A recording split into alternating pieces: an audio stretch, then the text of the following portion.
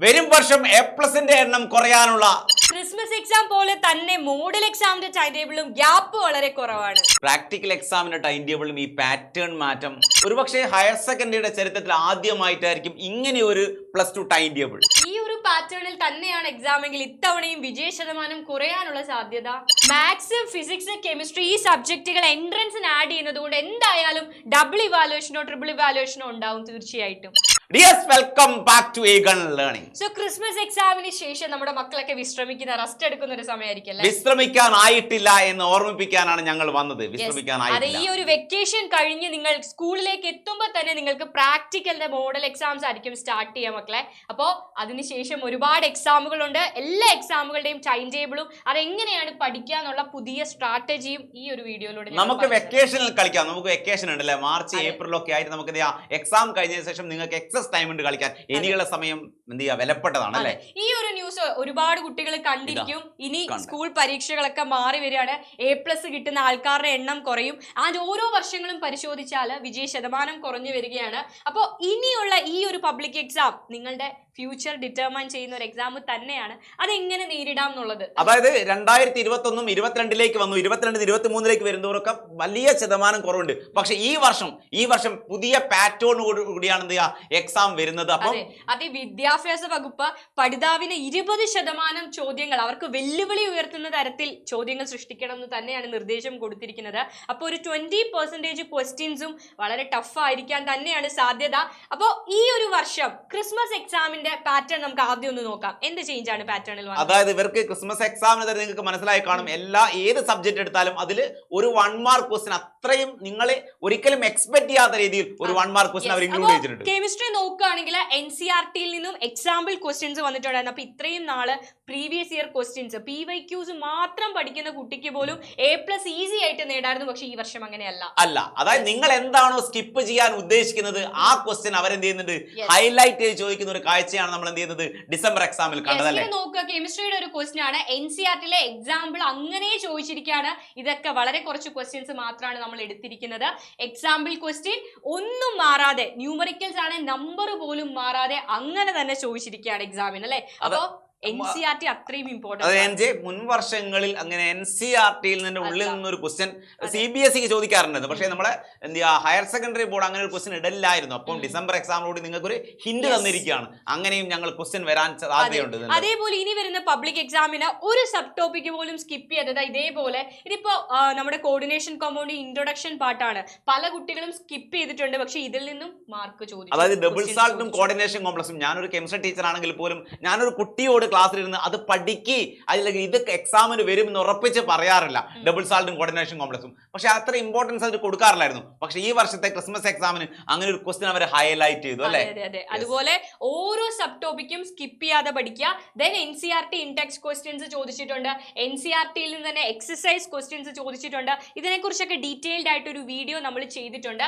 ആ വീഡിയോ കാണുക. ഏതൊക്കെ പോർഷൻസ് ആണ് നിങ്ങൾ ഓറിയന്റ് ചെയ്യേണ്ടത് മനസ്സിലാകും. ഇനി നമുക്ക് A+ലേക്ക് എത്തുന്ന ഒരു കുട്ടി, A+ലേക്ക് എത്തണം എന്ന് ആഗ്രഹിക്കുന്ന കുട്ടികളാണ് നിങ്ങൾ. അപ്പൊ തീർച്ചയായിട്ടും നിങ്ങൾ എന്ത് ചെയ്യും, ആ വീഡിയോ എടുത്ത് കണ്ടാൽ നിങ്ങൾക്ക് ഒരു പാറ്റേൺ മനസ്സിലാവും, എക്സാമിന്റെ പാറ്റേൺ എന്താണെന്നുള്ളത്. അതുപോലെ ഇനി വരുന്ന ലൈവ് സെഷനിലൊക്കെ നമ്മൾ ഡീറ്റെയിൽഡ് ആയിട്ട് പറയും. ആൻഡ് ഇനി കംപ്ലീറ്റ് ടൈം ടേബിൾ ഒന്ന് നോക്കിയതിന് ശേഷം എങ്ങനെയാണ് പഠിക്കേണ്ടത്, ഏതാണ് ആദ്യം പ്രയോറിറ്റി കൊടുക്കേണ്ടതെന്നൊക്കെ നമുക്ക് നോക്കാം. അപ്പൊ ആദ്യം സ്റ്റാർട്ട് ചെയ്യാൻ പോകുന്നത് മോഡൽ എക്സാം ആയിരിക്കില്ല, പ്രാക്ടിക്കൽ എക്സാം ആയിരിക്കും. ജനുവരിയിൽ 22nd സ്റ്റാർട്ട്. അതായത് നിങ്ങൾ സ്കൂൾ ഓപ്പൺ ചെയ്ത് ചെല്ലുമ്പോൾ തന്നെ പ്രാക്ടിക്കലിന്റെ മോഡൽ എക്സാംസ് ഉണ്ടായിരിക്കും. അതിനുശേഷമായിരിക്കും മെയിൻ എക്സാം വരുന്നത്. ജനുവരി 22 മുതൽ പ്രാക്ടിക്കൽ എക്സാം ഉണ്ടായിരിക്കും. പ്രാക്ടിക്കൽ എക്സാമിന്റെ ഇടയിൽ നിങ്ങൾക്ക് ഗ്യാപ്പ് കിട്ടും, ദിവസങ്ങൾ കിട്ടുന്നുണ്ട്. ആ സമയം മാക്സിമം പ്രാക്ടിക്കലിനല്ല നിങ്ങൾ യൂസ് ചെയ്യേണ്ടത്. ഈ വർഷം നിങ്ങൾ തിയറിക്ക് കൂടുതൽ ഇമ്പോർട്ടൻസ് കൊടുത്ത് പഠിക്കണം അല്ലെ. പ്രാക്ടിക്കലിന് പാറ്റേണിൽ എന്തെങ്കിലും പറയാൻ പറ്റുമോ? ഇതുപോലെ പ്രാക്ടിക്കലിന്റെ പാറ്റേണിൽ വലിയൊരു മാറ്റം നമ്മൾ എക്സ്പെക്ട് ചെയ്യേണ്ട എന്ന് തന്നെയാണ് തോന്നുന്നത്. കാരണം പ്രാക്ടിക്കൽ നമുക്ക് കെമിസ്ട്രി ഒക്കെ സംബന്ധിച്ചിടത്തോളം ഒരുപാട് പാറ്റേൺ മാറ്റി ചോദിക്കാനൊന്നുമില്ല. ഓക്കെ, പക്ഷെ വൈവാ ക്വസ്റ്റ്യൻ അവരെന്ത് ചെയ്യണം, ശ്രദ്ധിച്ചിരിക്കുക. പ്രാക്ടിക്കൽ എക്സാമിന് ഒരു പാറ്റേൺ ചേഞ്ച് നമ്മൾ ആകെ പ്രതീക്ഷിക്കുന്ന എക്സ്പെക്ട് ചെയ്യുന്നത് മാത്സിന്റെ കാര്യത്തിൽ മാത്രമാണ്. അത് ആ ഒരു കാര്യത്തിൽ മാത്രം, അത് കമ്പ്യൂട്ടർ ബേസ്ഡ് ആക്കുമോ, അത് മാത്രമാണ് ഒരു പാറ്റേൺ ചേഞ്ച് എക്സ്പെക്ട് ചെയ്യുന്നത്. എനിവേ പല കാര്യങ്ങളും കണ്ടറിയണം. മാത്സിന്റെ അർത്ഥത്തിൽ മാത്സ് അവരെന്ത് ചെയ്യുക, ഈ കമ്പാരിറ്റീവ്ലി നിങ്ങൾക്ക് സ്കൂൾ ടീച്ചേഴ്സിനെ സെലക്ട് ചെയ്യാനുള്ള ഓപ്ഷൻ ഉണ്ടായിരുന്നു, അതൊക്കെ മാറ്റിയിട്ട് കമ്പ്യൂട്ടർ ക്വസ്റ്റ്യൻ ആക്കി മാറ്റിയിരിക്കുകയാണ്. മാറ്റുമെന്ന് പറഞ്ഞിട്ടുണ്ട്. കൺഫർമേഷൻ വന്നാൽ ഉടൻ നമ്മൾ അത് ഡിസ്കസ് ചെയ്യുന്നതായിരിക്കും. പ്രാക്ടിക്കൽ എക്സാം എൻഡ് ചെയ്താൽ ഉടനെ നിങ്ങൾക്ക് മോഡൽ എക്സാം സ്റ്റാർട്ട് ചെയ്യും. ഈ ഒരു ടൈം ടേബിൾ നമ്മൾ കാണിക്കാൻ കാരണം ക്രിസ്മസ് എക്സാമിന്റെ ടൈം ടേബിൾ ലാസ്റ്റ് മൊമെന്റിലാണ് വരുന്നത്. അപ്പോഴാണ് പല കുട്ടികളും ഗ്യാപ്പ് ഇല്ല എന്നുള്ള സത്യം മനസ്സിലാക്കുന്നത്. പക്ഷെ നമ്മൾ മുൻപേ പറഞ്ഞിരുന്നു ക്രിസ്മസ് എക്സാമിന് ഗ്യാപ്പ് ഇല്ല എന്നുള്ള കാര്യം പറഞ്ഞിരുന്നു മക്കളെ. അതേപോലെ മോഡൽ എക്സാമും എക്സ്പെക്ട് ചെയ്യാം. പ്രാക്ടിക്കൽ കഴിഞ്ഞാൽ ഉടനെ തന്നെ മോഡൽ സ്റ്റാർട്ട് ചെയ്യും അല്ലെ. 14, 15, 16 നമ്മൾ കഴിഞ്ഞ വർഷത്തെ ടൈം ടേബിളാണ് എടുത്തു പറയാണ്. അപ്പൊ കഴിഞ്ഞ വർഷം തീരെ ഗ്യാപ്പ് ഇല്ലായിരുന്നു. ക്രിസ്മസ് എക്സാമും ഇതേപോലെയായിരുന്നു. മേ ബി എനിക്ക് തോന്നുന്നു സാറ്റർഡേ സൺഡേ 17, 18 ഒരു സാറ്റർഡേയും ഒരു സൺഡേയും മാത്രമേ നിങ്ങൾ ലീവ് ഉള്ളൂ. പിന്നീട് എന്ത് ചെയ്യുക, കണ്ടിന്യൂസ് എക്സാം ആണ്. അതുപോലെ ആദ്യം വരുന്നത് മെയിൻ എക്സാമുകളാണെന്ന് നമ്മൾ മനസ്സിലാക്കുക. ഈ ഒരു ടൈം ടേബിൾ ബേസ് ചെയ്ത് നിങ്ങൾ പഠിച്ചു തുടങ്ങുക. അല്ലാണ്ട് മോഡൽ എക്സാമിന്റെ ടൈം ടേബിൾ വരാൻ വെയിറ്റ് ചെയ്യരുത്. കാരണം തീരെ ഗ്യാപ്പ് ഉണ്ടാവില്ല. ഗ്യാപ്പ് ഇടാനുള്ള സമയമില്ല. കാരണം പ്രാക്ടിക്കൽ കഴിഞ്ഞാൽ ഉടനെ മോഡൽ തുടങ്ങണം. മോഡൽ എൻഡ് ചെയ്യുന്നത് ഉടനെ തന്നെ പബ്ലിക് സ്റ്റാർട്ട് ചെയ്യുന്നതായിരിക്കും. മക്കള് മോഡൽ എക്സാമിന് അതിന് ഇമ്പോർട്ടൻസ് കൊടുത്ത് തന്നെ കാണും കേട്ടോ. മോഡൽ എക്സാമിന്റെ ഒരു പാറ്റേൺ തന്നെയായിരിക്കും. ഞാൻ പറയുന്നത് മോഡൽ എക്സാം നിങ്ങൾ പബ്ലിക് എക്സാം എങ്ങനെയാണോ അതേപോലെ തന്നെ മോഡൽ എക്സാം എഴുതുക. പബ്ലിക് എക്സാം എഴുതാൻ പോകുന്ന പോലെ തന്നെ പ്രിപ്പയർ ചെയ്ത് അങ്ങനെ ഒരു പാറ്റേൺ ചേഞ്ച് എക്സ്പെക്ട് ചെയ്ത് തന്നെ പോവുക. എന്നാൽ വളരെ കോൺഫിഡൻസ് ഒരിക്കലും നിങ്ങളെ പേടിപ്പിക്കല്ല. നിങ്ങൾ ഏകണ്ട ലൈവ് കണ്ട, ഇപ്പൊ കെമിസ്ട്രി ലൈവിലാണെങ്കിൽ ഞങ്ങൾ കെമിസ്ട്രിയിൽ എല്ലാ ലൈവുകളും അങ്ങനെ തന്നെ അല്ലേ. ലൈവ് കണ്ട കുട്ടിയെ സംബന്ധിച്ചിടത്തോളം ഒരു ക്വസ്റ്റ്യൻ പോലും മിസ്സാക്കാൻ നിങ്ങൾക്ക് ചെയ്യാൻ പറ്റുന്ന ഒരു ഫുൾ മാർക്ക് 60 ഔട്ട് ഓഫ് 60 അവർക്ക് എന്തായാലും കിട്ടും. റെഡി അല്ലേ? ആ ലെവലായിരുന്നു. അപ്പൊ പ്രാക്ടിക്കലിന് അധികം സമയം കളയേണ്ട, റെക്കോർഡിനൊന്നും ഒരുപാട് സമയം കളയരുത്. തീരെ സമയം നിങ്ങളുടെ കയ്യിലില്ല. അപ്പൊ പ്രാക്ടിക്കലിന് വളരെ കുറച്ച് സമയം കൊണ്ട് തന്നെ പ്രാക്ടിക്കൽ നന്നായിട്ട് സ്കോർ ചെയ്യാൻ ശ്രമിക്കുക. അത് കഴിഞ്ഞാൽ ഉടനെ മോഡൽ എക്സാമിന് വേണ്ടി പ്രിപ്പയർ ചെയ്യുക. മോഡൽ എക്സാമിന് പ്രിപ്പയർ ചെയ്യുന്ന കൂട്ടത്തിൽ തന്നെ ഏറ്റവും പ്രധാനപ്പെട്ട കാര്യം പബ്ലിക് എക്സാമിന്റെയും ഇംപ്രൂവ്മെന്റ് എക്സാമിന്റെയും ടൈം ടേബിൾ ആണിത്. അപ്പൊ ഇംപ്രൂവ്മെന്റിന് കൂടി നിങ്ങൾ പഠിച്ചു തുടങ്ങേണ്ടതായിട്ടുണ്ട്. അവിടെയാണ് മെയിൻ പോയിന്റ് നിങ്ങൾക്ക് വരുന്നത്. ഏതെങ്കിലും സബ്ജക്ട് ഇംപ്രൂവ് ചെയ്യേണ്ട അവർ കരുതിയിരിക്കുക. ഇനിയുള്ള വെക്കേഷൻ ഒന്നും ഒരു ദിവസം ഒരു മണിക്കൂർ പോലും നിങ്ങൾക്ക് മിസ്സാക്കാനില്ല എന്നുള്ള കാര്യം മനസ്സിൽ വെച്ചുകൊണ്ട് തന്നെ പഠിക്കാൻ അല്ലേ.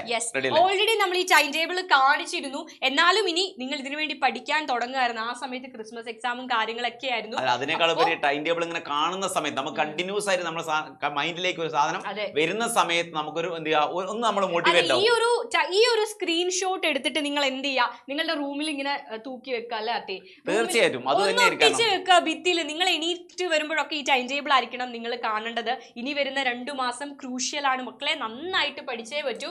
കാരണം എന്താ നോക്കുക, ഇംപ്രൂവ്മെന്റ് ഗ്യാപ്പ് പോലും +2 എക്സാമിന് തന്നെ ഗ്യാപ്പ് വളരെ കുറവാണ്. അതിന്റെ കൂട്ടത്തിൽ ഇംപ്രൂവ്മെന്റ് എക്സാം വരികയാണ്. ഇപ്പൊ മാത്സിന്റെ ഒക്കെ നോക്കുകയാണെങ്കിൽ മാർച്ച് 15-ന് +1 ഇംപ്രൂവ്മെന്റ് എക്സാം ഉണ്ട്. മാർച്ച് 17-ന് +2 മാത്സും ഉണ്ട്. അപ്പൊ ഇത്തവണത്തെ മാത്സ് ടഫായിരുന്നു. കുട്ടികൾക്കൊക്കെ അറിയാം. പല ആളുകളും വളരെ ടഫായി, ന്യൂമറിക്കൽസ് ഒക്കെ പ്രോബ്ലം ആയെന്ന് പറഞ്ഞു. കെമിസ്ട്രി അതേപോലെ തന്നെ, പ്രത്യേകിച്ച് ഇന്റഗ്രേഷൻ പോലുള്ള ഒരുപാട് വലിയ ടോപ്പിക്കുകളാണ് നിങ്ങൾക്ക് +2 പ്രത്യേകത അറിയാലോ. എൻട്രൻസിന് കാൽക്കുലേറ്റ് ചെയ്യുന്ന, ആഡ് ചെയ്യുന്ന മാർക്കാണ് മാത്സിന്റെ മാർക്ക്. ഡബിൾ ഇവാലുവേഷൻ എന്തായാലും ഉണ്ടാകും. കെമിസ്ട്രി, ഫിസിക്സ്, മാത്സ് സബ്ജക്റ്റുകൾക്ക് എന്തായാലും ഡബിൾ ഇവാലുവേഷനോ ട്രിപ്പിൾ ഇവാലുവേഷനോ ഉണ്ടാകും. എൻട്രൻസിന് ആഡ് ചെയ്യുന്നതാണ്. അപ്പൊ അത്രയും ക്വാളിറ്റി ആ ക്വസ്റ്റ്യൻ പേപ്പറിനും പ്രതീക്ഷിക്കുക. പിന്നെ ഒരുപാട് വിവാദങ്ങളൊക്കെ നിലനിൽക്കുന്നത് കൊണ്ട് ക്വസ്റ്റ്യൻ പാറ്റേൺ ചേഞ്ച് ചെയ്യാനുള്ള ഒരു സാധ്യത വളരെ കൂടുതലാണ്. പ്രീവിയസ് ഇയർ തന്നെ അവർ ഓറിയന്റ് ചെയ്യണമെന്നില്ല. അതുമല്ല, ഇപ്പൊ ഡിസംബർ എക്സാം പാറ്റേൺ നിങ്ങളെ കാണിക്കുന്നത് നിങ്ങൾ ചേഞ്ച് എക്സ്പെക്ട് ചെയ്യണം എന്ന് തന്നെയാണ് ഗവൺമെന്റ് പറയുന്നത്. കഴിഞ്ഞ വർഷം +1കാർക്ക് ഫൈനൽ എക്സാമിനാണ് പാറ്റേൺ ചേഞ്ച് ചെയ്തത്. അത് ഭയങ്കര വിവാദമായിരുന്നു. അതുകൊണ്ടാണ് ഇത്തവണ ക്രിസ്മസ് എക്സാമിനെ അവർ സൂചന നൽകിയല്ലേ. നിങ്ങൾ എക്സ്പെക്ട് ചെയ്തോളൂ എന്ന് തന്നെയാണ് ഗവൺമെന്റ് പറയുന്നത്. ഏറ്റവും അധികം കുട്ടികൾ ഇംപ്രൂവ് ചെയ്യാൻ പോകുന്നത് ബയോളജിയും മാത്തമാറ്റിക്സുമാണ്. അപ്പൊ ഇംപ്രൂവ്മെന്റ്, ബയോളജിയുടെ ഇംപ്രൂവ്മെന്റ് മാർച്ച് 20-നും 22-ന് ഫിസിക്സിന്റെ ഇംപ്രൂവ്മെന്റ്, 25-ന് മാത്സിന്റെ ഇംപ്രൂവ്മെന്റ്, 25 മാത്സിന്റെ ഇംപ്രൂവ്മെന്റ് ചെയ്യുന്ന നിരവധി കുട്ടികളാണുള്ളത്. അത് കഴിഞ്ഞാൽ ഉടനെ 26-ന് +2 കമ്പ്യൂട്ടർ സയൻസ് എക്സാം. ഒരു ദിവസം പോലും ഗ്യാപ്പില്ല എന്നുള്ളത് മനസ്സിലാക്കാം. കറക്റ്റ് ആയിട്ട് ഇപ്പൊ പഠിച്ചാൽ നിങ്ങൾക്ക് ഷുവർ ആണ്. ഇപ്പൊ നിങ്ങൾ പഠിച്ചു തുടങ്ങിയാൽ നിങ്ങൾക്ക് എന്ത് ചെയ്യാൻ പറ്റും, നല്ലൊരു മാർക്കിലേക്ക് എത്താൻ പറ്റും. 1 മിനിറ്റ് പോലും പാഴാക്കരുത് എന്ന് മാത്രമല്ലേ. അത് മക്കളെ നിങ്ങൾ മനസ്സിലാക്കേണ്ടത് ഈ പാറ്റേൺ ചേഞ്ച് ശരിക്കും ഇവർക്ക് ഒരു അനുഗ്രഹം തന്നെയാണ്. വെറുതെ പ്രീവിയസ് ഇയർ ക്വസ്റ്റ്യൻസ് പഠിച്ചു പോയിട്ട് ഫൈനൽ എക്സാമിന് നല്ലൊരു മാർക്ക് സ്കോർ ചെയ്തിട്ടും കാര്യമൊന്നുമില്ല. ഏതെങ്കിലും ഒരു കോമ്പറ്റേറ്റീവ് എക്സാം എഴുതിയെങ്കിൽ മാത്രമേ ഒരു നല്ല ഇൻസ്റ്റിറ്റ്യൂട്ടിൽ നിങ്ങൾ ആഗ്രഹിക്കുന്ന ഒരു കോഴ്സ് നിങ്ങൾക്ക് പഠിക്കാൻ സാധിക്കും. എപ്പോഴും പറയും കോമ്പറ്റേറ്റീവ് എക്സാം എപ്പോഴും ഹൈലൈറ്റ് പോകുന്നത് NCERT ആണ്. NCERT ഫോക്കസ്ഡ് ആണ്. നമ്മളിപ്പോ കണ്ടില്ലേ, നമ്മൾ കെമിസ്ട്രിയുടെ ക്വസ്റ്റ്യൻ കാണിച്ചു. എന്തുകൊണ്ടാണ് CBSE കുട്ടികൾക്ക് കീം എക്സാം എളുപ്പമായതെന്ന് ചോദിച്ചാൽ അവർ പ്യുവർലി NCERT ഓറിയന്റ് ചെയ്താണ് പഠിക്കുക, എപ്പോഴും ഇൻഡയറക്റ്റ് ക്വസ്റ്റ്യൻസ് ആണ് എക്സ്പെക്ട് ചെയ്യുക. നമ്മൾ എപ്പോഴും പ്രീവിയസ് ഇയറിൽ ചോദിച്ച തന്നെ ഫോളോ ചെയ്ത് വരുന്നത് കൊണ്ടാണ് എൻട്രൻസ് നമുക്ക് ഒരു കഴിഞ്ഞ വർഷം വരെ നമ്മളും ലൈവുകളിൽ പറയുന്നതായിരുന്നു ലാസ്റ്റ് 5 വർഷത്തെ ക്വസ്റ്റ്യൻ എടുത്ത് പഠിച്ചാൽ നിങ്ങൾക്ക് ഫുൾ മാർക്ക് ഉറപ്പെന്ന. പക്ഷെ ഇനി ഒരു ലൈവിൽ ഞങ്ങളത് പറയില്ല. അല്ല, ആർക്കും പറയാൻ സാധിക്കില്ല. കാരണം പ്രീവിയസ് ഇയർ ക്വസ്റ്റ്യൻസ് മാത്രം പഠിച്ചാൽ പോരാ. അതുകൊണ്ട് തന്നെയാണ് നമ്മൾ എന്ത് ചെയ്തത്, NCERT ഫോക്കസ് ചെയ്ത് കുറേ അധികം ക്ലാസ്സുകൾ കൊടുത്തു. നമ്മുടെ ചാനലിലെ വീഡിയോസ് ഒക്കെ കണ്ടു. ഇനി വരുന്ന ലൈവുകളൊക്കെ തീർച്ചയായിട്ടും ഇനി വരുന്ന ലൈവുകളൊക്കെ NCERT ഫോക്കസ്ഡ് ആയിരിക്കും. NCERTയിൽ ഒരു പോയിന്റ് പോലും വിടാതെ വ്യക്തമായിട്ട് ഏകണ്ട ലൈവുകളിൽ നിങ്ങൾക്ക് കാണാൻ പറ്റും അല്ലെ. അപ്പോ നമ്മളൊരു പുതിയ സ്ട്രാറ്റജിയുമായിട്ട് വരുന്നുണ്ട്. അടുത്ത ദിവസം തന്നെ അതിന്റെ ലോഞ്ച് ഉണ്ട്, കാര്യങ്ങളുണ്ട്, ബാക്കി ക്ലാസ്സുകളുണ്ട്. വിശ്രമിക്കാൻ നമുക്ക് സമയമില്ല. കാരണം ഇത്രയും അധികം എക്സാമുകൾ നമ്മൾ നേരിടേണ്ടതായിട്ടുണ്ട്. ഈ ഒരു വെക്കേഷൻ ടൈമാണ് നിങ്ങൾക്ക് ഏറ്റവും ആപ്റ്റ് ആയിട്ടുള്ള സമയം പഠിക്കാൻ അല്ലെ. ഓരോ ചാപ്റ്ററിലെയും നമ്മൾ പാരഗ്രാഫ് എടുത്തിട്ട് ഈ ടൈപ്പ് ക്വസ്റ്റ്യൻ നിങ്ങൾ എക്സ്പെക്ട് ചെയ്യണമെന്ന് പറഞ്ഞിരുന്നു. ഓരോ ചാപ്റ്ററും പാരഗ്രാഫ് വൈസ് എടുത്തിട്ട് ഈ ഒരു ടൈപ്പ് നിങ്ങൾ ഈ പാരഗ്രാഫിന് എക്സ്പെക്ട് ചെയ്യണം. അല്ലാതെ പ്രീവിയസ് ക്വസ്റ്റ്യൻ പേപ്പർ അല്ല നമ്മൾ ഹൈലൈറ്റ് ചെയ്യാം. യെസ്, അപ്പോൾ എനിവേ ലൈവുകളും കോണ്ടന്റ് വീഡിയോസും ഒക്കെ ആയിട്ട് നമ്മൾ ഇനിയും വരുന്നതായിരിക്കും. അപ്പൊ നമ്മുടെ ചാനൽ ഒന്ന് സബ്സ്ക്രൈബ് ചെയ്ത് വെച്ച് നിങ്ങൾ വെയിറ്റ് ചെയ്തിരിക്കുക. നമ്മുടെ കൂടെ തന്നെ പഠിക്കുക. ഫുൾ മാർക്ക് ഉറപ്പാണ് നിങ്ങളുടെ കയ്യിൽ വെച്ച് തരും. ഫുൾ മാർക്ക് അല്ലേ. റെഡി അല്ലേ? അപ്പോൾ ബൈ.